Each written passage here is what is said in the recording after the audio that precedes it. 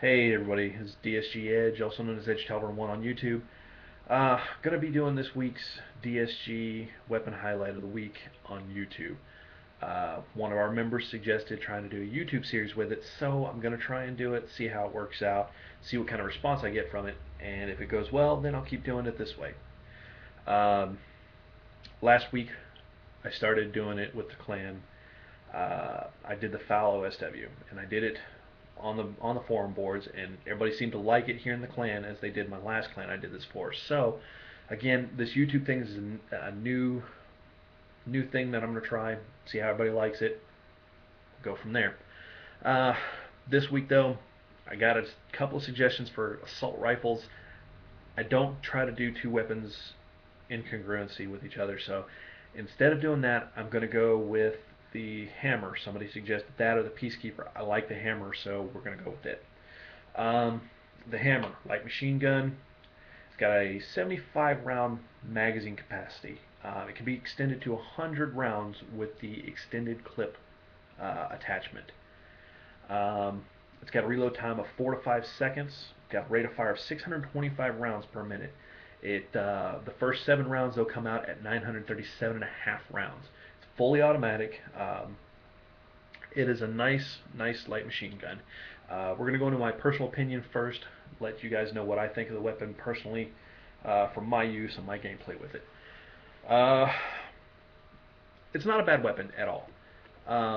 There are some things that it can have to be different, and it does have a couple of things that make this a standout weapon from the rest. First off, the rate of fire. It starts out at 937 for the first 7 rounds, and then after that it goes down to 625. And the reason it does that is because the first 7 rounds are coming out at a more powerful and faster rate, and then it slows down to make the machine gun accurate. So instead of it rising those first 7 shots, the first 7 shots rise up, and then it drops back down right into where you're aiming, and is pretty steady uh, after that, that first 7 round burst. It's nice for medium to long range. It does its best damage at medium to long range, and when I say long range, I mean it can really do some damage across the map. Um, Now I'm speaking as far as damage wise. I'm going to go with the damage for core rules first. A lot of people who are in the clan know that I'm a hardcore player, pretty predominantly. I don't particularly care to play core matches, but I'll play them when it comes time for game battles, league play, stuff like that. Only because I have to. Now let's go into the pluses and minuses for this weapons.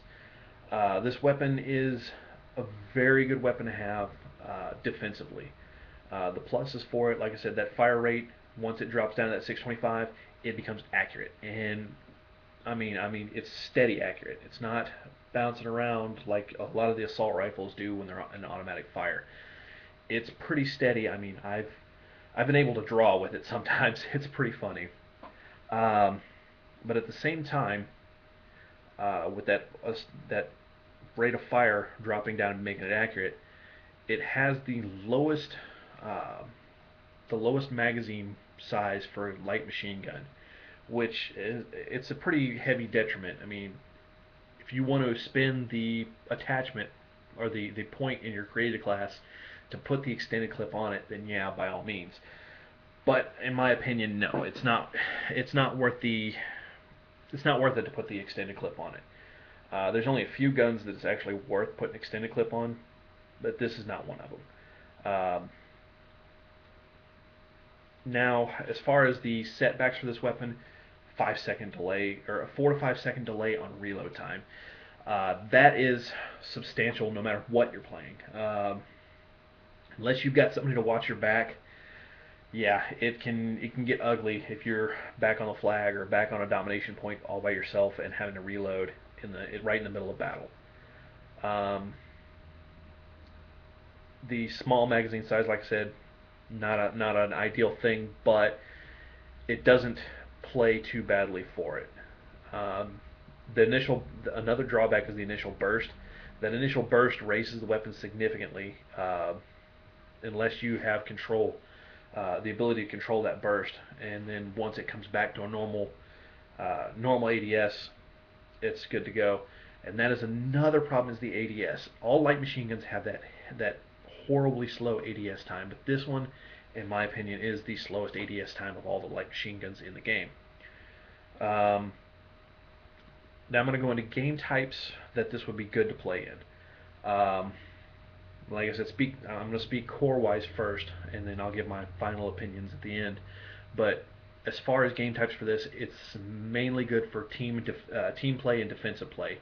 So it plays good for objective games such as capture the flag, hard point, domination, anything that you need to play defensively for. This is great. I wouldn't suggest using it in Search and Destroy or Team Deathmatch, just for the simple fact is the ADS takes forever, and the slow reload time. It all plays in at the same into one spectrum of it just doesn't work out very well. Now, as far as perks and attachments, for the perks, depending on how you play and depending on what you're playing, this gun slows you down significantly. Like any light machine gun, it is heavy. So I would suggest lightweight if you want to keep running, or if you're going to play defensively, I would suggest blind eye. That way you can be able to move around air support coming down at you, or UAV, stuff like that. Cold-blooded and blind eye help you be able to stay away from that stuff and still play defensively. As far as attachments goes, a foregrip is definitely recommended to maintain that steady, that completely steady fire down the long range. Now, as far as like with the long range on it, the iron sights on this thing are great. They are clear, but the problem is at the long distance, the muzzle flash of this weapon tends to obscure that long distance range. So I would suggest using a ACOG or using the dual band scope as far as defensive play. Just for the simple fact is, if you need to keep somebody at a long distance, ACOG and dual band will keep that distance and keep that muzzle flash out of the sight. As well as, I mean, it gives you that clear shot down the long distance for that sustained fire. Now, my closing opinions on this weapon and my closing class, how I set this up.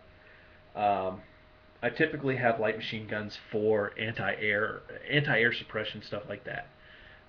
So I'll use the HAMR with a foregrip and dual band scope, as explained earlier, and then I'll have the rocket launcher that does lock onto aircraft, just because I can't stand noob tubes and rockets being used in the middle of the game. That's just too noobish for me.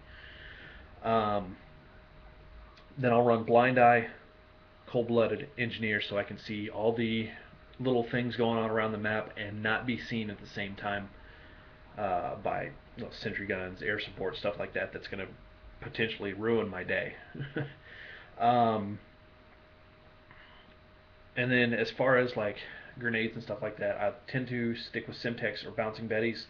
And then as far as support, I'll go with a trophy system to keep myself from being noob tubed or rocketed, or use the shock charges to make the bouncing betty a little more effective.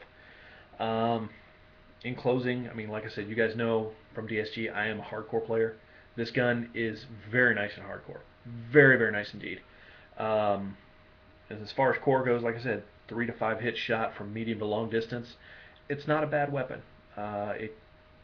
It's a little slow, but if you can overcome the slow reload, slow ADS, this weapon can be a real beast in any kind of game mode. That'll be it for this week. DsG guys, you know what to do. If you guys like this series or like the start of the series, please leave a comment in the comments section below.